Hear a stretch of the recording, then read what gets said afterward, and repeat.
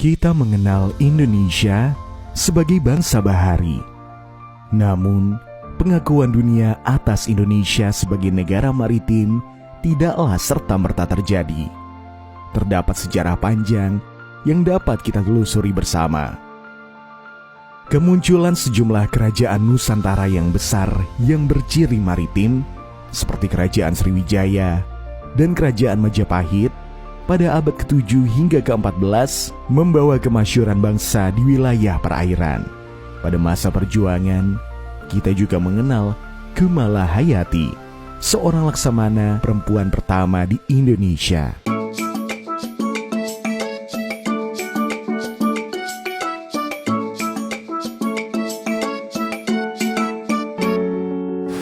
Hai Sobat Laut, perkenalkan nama saya Nur Yolanda Munarfa dari kelas A Ilmu Hukum dan Kemasyarakatan Universitas Negeri Gorontalo.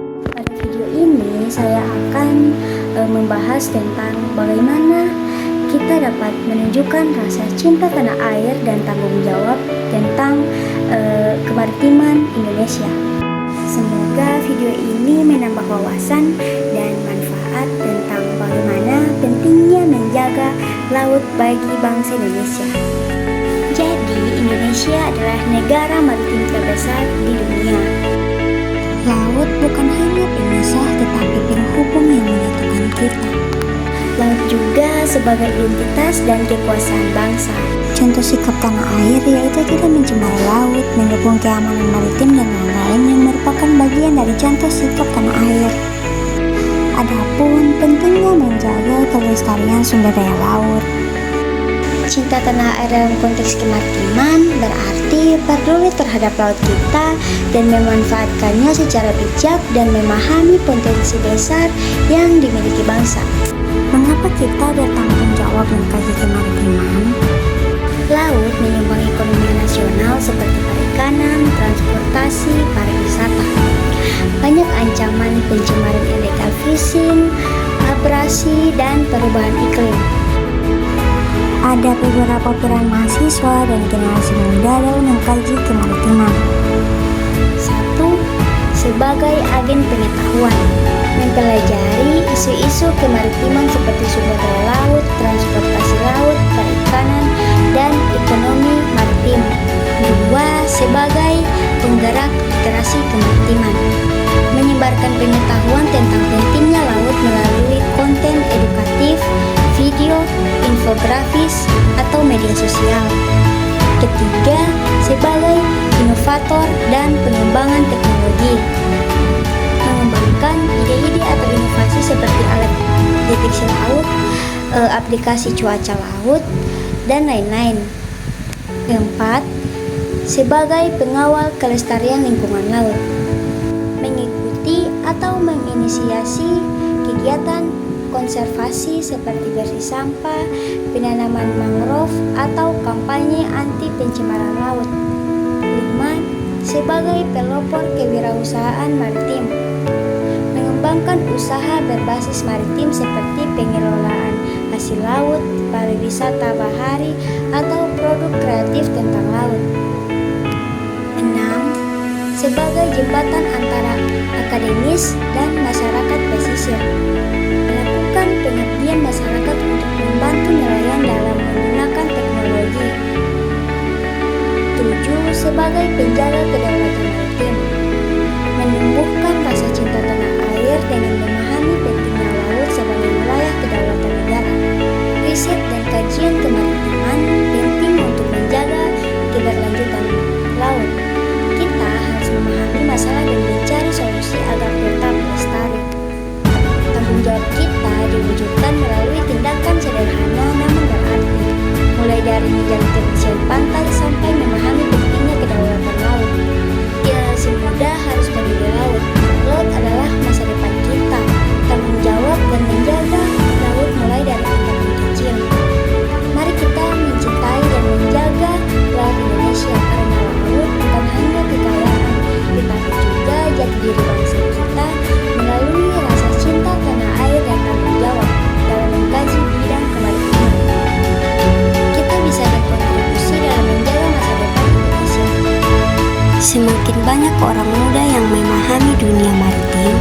semakin kuat pula Indonesia dalam mengelola wilayah lautnya. Selanjutnya, tanggung jawab yang tinggi dalam mengkaji kemaritiman ditunjukkan melalui sikap serius, disiplin, dan etis saat mendalami materi yang berkaitan dengan laut. Seseorang yang bertanggung jawab akan melakukan riset dengan benar, mencari sumber daya yang valid, dan tidak melakukan tindakan seperti plagiarisme dalam proses pembelajaran. Mereka juga berusaha memahami permasalahan kemaritiman secara mendalam, misalnya isu pencemaran laut. Sampai situ dulu. Bila ada kekurangan saya mohon maaf. Wabillahi taufiq wal hidayah. Wassalamualaikum warahmatullahi wabarakatuh.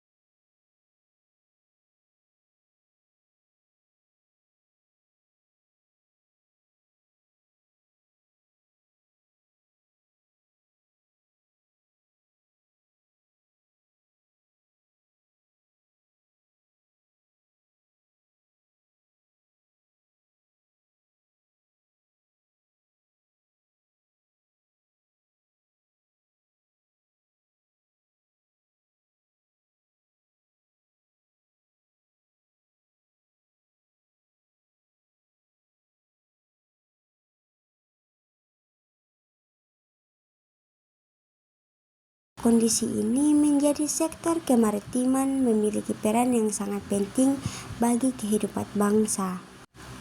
Oleh karena itu, menunjukkan rasa cinta tanah air dan tanggung jawab yang tinggi dalam mengkaji bidang kemaritiman bukan hanya sebuah kewajiban moral, tetapi juga wujud nyata dari kepedulian terhadap masa depan Indonesia. Pertama, rasa cinta tanah air dalam kemaritiman dapat dilihat dari kesadaran bahwa laut adalah salah satu aset terbesar Indonesia. Laut menyediakan beragam sumber daya, mulai dari ikan, biodata laut, mineral, hingga jalur transportasi yang menghubungkan berbagai wilayah. Sikap cinta tanah air berarti menghargai seluruh potensi ini dan menjadikannya kekuatan untuk kemajuan bangsa. Seseorang yang memiliki rasa cinta tanah air dan tidak hanya bangga terhadap kekayaan laut Indonesia, tetapi juga berupaya menjaga, melindungi, dan memanfaatkannya secara bijak. Misalnya tidak dengan membuang sampah ke laut, tidak merusak terumbu karang, serta mendukung gerakan pelestarian ekosistem laut. Cinta tanah air ini juga terlihat ketika seseorang menolak kegiatan seperti illegal fishing, eksploitasi berlebihan, dan pencemaran laut yang dapat merugikan negara. Sikap ini sangat penting karena kerusakan laut tidak hanya mengancam lingkungan, tetapi juga mengganggu perekonomian, khususnya bagi masyarakat pesisir yang bergantung pada laut untuk kehidupan sehari-hari. Kedua, rasa cinta tanah air juga dapat diwujudkan melalui pemahaman dan pengembangan ilmu pengetahuan tentang kemaritiman. Sebagai pelajar, mahasiswa, atau generasi muda, mengkaji bidang kemaritiman merupakan bentuk kontribusi nyata terhadap pembangunan bangsa. Mengkaji berarti mempelajari berbagai aspek terkait laut, seperti teknologi perikanan, transportasi laut, ekologi laut, keamanan maritim, hingga kebijakan kelautan nasional.